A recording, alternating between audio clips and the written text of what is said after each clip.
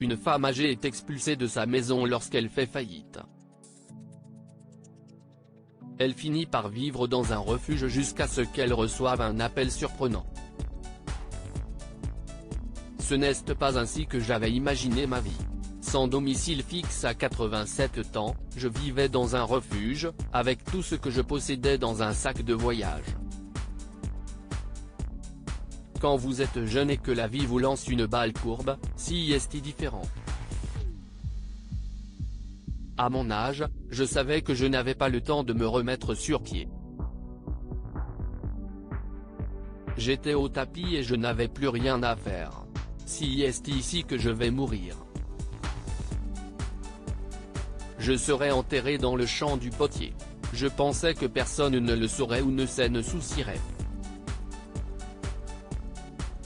J'avais tort. J'avais vécu dans cette maison pendant toute ma vie de femme mariée. Si est là que ma fille était née et je pensais que j'allais y mourir.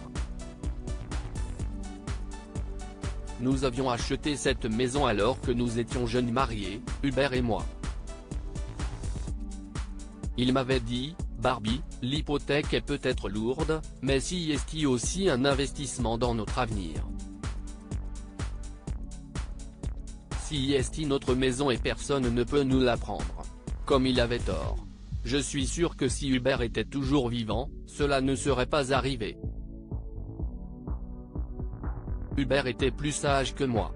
J'avais toujours été trop tendre avec Jenny. Jenny faisait partie de ces personnes qui finissent par mal tourner. J'ai passé de nombreuses nuits blanches à me demander où je m'étais trompé avec elle, ce que j'avais fait de trop, ce que je ne lui avais pas donné. Ma voisine Sarah me disait toujours, Barbara, avec une femme douce comme vous comme mère, Attila aurait été un amour. Vous êtes la mère de tout le quartier et vous nous gâtez beaucoup. C'était vrai. J'ai prodigué tout l'amour que Jenny refusait à ceux qui m'entouraient, surtout après la mort d'Hubert. Il n'avait que 69 ans. Les médecins m'ont dit que c'était une crise cardiaque, mais je pense qu'il avait eu le cœur brisé. Si est à ce moment-là que nous avons enfin découvert le vrai visage de Jenny.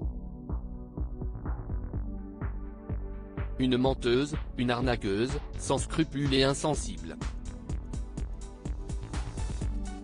Et pourtant, lorsqu'elle est venue me voir il y a 6 mois pour me demander de l'aide, je ne l'ai pas repoussée. Je n'ignore pas les mendiants, alors comment pourrais-je ignorer ma propre fille? Maman, m'a-t-elle dit. Je me suis rangé. J'ai tourné la page et j'ai besoin de ton aide. Jenny semblait différente. Elle avait pris de l'âge. Je pouvais voir les ridules autour de sa bouche, les lignes affaissées de sa gorge. Ma belle Jenny était vieille avant l'heure, vieillie par la vie qu'elle menait. J'ai la possibilité d'ouvrir un restaurant, maman, dit Jenny. Je m'associe à un grand chef. Tout ce dont j'ai besoin, si est que tu garantisses mon prêt. Je ne peux pas faire ça, ai-je rétorqué. Je n'ai pas autant d'argent à la banque. Mais maman, dit Jenny. Tu es propriétaire de ta maison. Tu peux l'utiliser comme garantie. Je te promets, maman, que je paierai chaque centime de ce prêt. J'ai signé les papiers qui ont fait de moi un sans-abri. C'était ma faute. Je n'avais pas le droit de me sentir choqué ou trahi lorsque j'ai appris que Jenny avait pris l'argent et s'était enfuie. Il n'y avait pas de restaurant, pas d'associé non plus. J'avais simplement fourni à Jenny de l'argent pour s'enfuir. La banque a saisi ma maison et a pris mes économies pour payer les intérêts. Il ne me restait plus rien. J'avais trop honte pour dire à Sarah que j'avais laissé ma fille me berner une fois de plus. Je préférais mourir plutôt que de laisser les gens qui m'aimaient et me respectaient savoir que j'étais une idiote. Je me suis adressé aux services sociaux qui m'ont trouvé une place dans un foyer pour personnes âgées sans abri. J'ai pleuré ces premières nuits. Ma maison me manquait, mais surtout, mes voisins et mes amis me manquaient. Les gens autour de moi étaient perdus dans leur propre misère, certains plus mal en point que moi. J'ai donc fait de mon mieux pour vivre au jour le jour.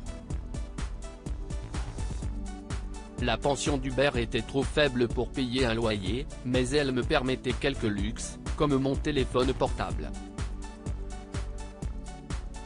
Je ne l'ai jamais utilisé. J'aimais juste penser que je pouvais retrouver mon ancienne vie. Je n'ai jamais répondu aux appels de Sarah, mais j'ai écouté ses messages affectueux et inquiétants, les larmes aux yeux. Un jour, j'ai reçu un message vocal d'un appelant anonyme. La voix disait « J'ai racheté votre maison pour vous, Barbara. S'il vous plaît, rentrez à la maison. » C'était la voix de Sarah. J'ai pris un bus et je suis retourné dans mon ancien quartier. Rien n'avait changé depuis 6 mois, sauf ma maison. Il y avait une escouade d'hommes devant la maison, en train de la peindre, de réparer le toit. Sarah faisait-elle tout cela pour moi? Si est alors que je l'ai vue, debout près de la porte d'entrée, avec un grand sourire. Barbara, s'est-elle écriée en me faisant signe.